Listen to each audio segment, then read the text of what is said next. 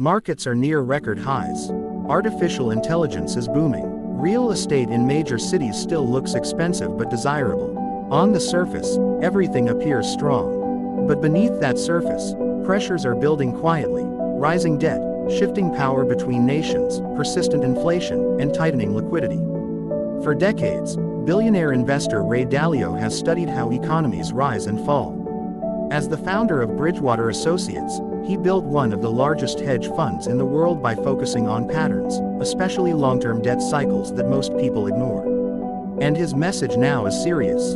According to Dalio's research, we are late in a major economic cycle, a period that historically leads to wealth being redistributed, not destroyed, transferred. When debt levels grow too high, governments respond. They print money.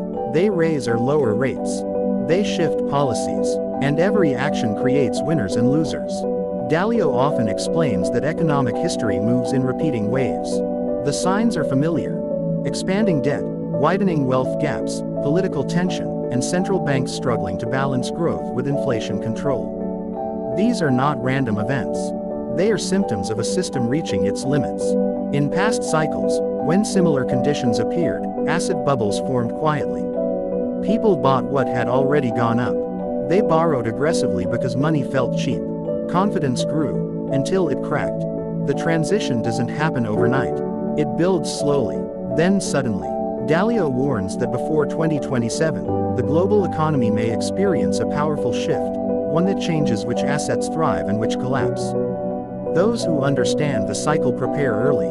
Those who ignore it react too late. This isn't a message of panic. It's a message of positioning. Because when liquidity tightens and policies change, capital flows elsewhere. Expensive assets lose air, over-leveraged buyers feel pressure, and disciplined investors with patience and cash find opportunity. The biggest risk right now isn't volatility. It's assuming that today's winners will remain tomorrow's winners. History shows that during late cycle environments, wealth quietly moves from speculation to resilience, from hype to fundamentals, from borrowed money to real value. When economic cycles turn, the most dangerous mistakes aren't dramatic. They're ordinary purchases that feel completely normal at the time. Late cycle environments create overconfidence. Prices rise, credit is easy, and people assume growth will continue forever. That's exactly when discipline matters most. The first danger lies in overpriced real estate bought purely for appreciation. In environments where interest rates are no longer near zero, financing costs change the entire equation. Properties that only make sense under cheap borrowing begin to strain under higher payments. If rental income cannot comfortably cover expenses, the investment becomes speculation. And speculation struggles when liquidity tightens. The second risk is living a high-debt lifestyle. Expensive cars, luxury upgrades, buy now pay later habits, and maxed out credit lines reduce flexibility. In stable times, debt feels manageable. But in uncertain cycles, cash flow becomes survival. Liquidity creates options. Debt removes them. When the cycle shifts, those with flexibility move first. Those with obligations react last. Third, long-term bonds offering low real returns can quietly erode purchasing power. If inflation remains persistent, fixed income investments may look safe on paper while losing value in real terms.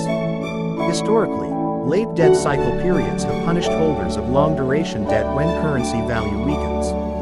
Fourth, highly valued growth stocks without consistent profits become fragile when capital tightens. During easy money eras, investors chase future potential. But when rates rise and risk appetite fades, markets prioritize earnings and cash flow. Companies built on projections rather than fundamentals often correct sharply when sentiment changes. And finally, assets that depend entirely on cheap money are especially vulnerable. Business models that survive only because borrowing is easy face pressure when financing conditions shift. Private equity structures, over-leveraged ventures, and inflated sectors can contract quickly once the flow of easy capital slows. The common thread is simple: anything priced for perfection in an imperfect world carries risk. Late in economic cycles, investors often confuse momentum with safety. Rising prices create the illusion of strength. But when liquidity tightens, the strongest assets are those backed by real productivity. sustainable cash flow, and reasonable valuations. The transition doesn't punish recklessness immediately. It rewards it, until it doesn't. And when the reversal begins, it rarely gives advance notice.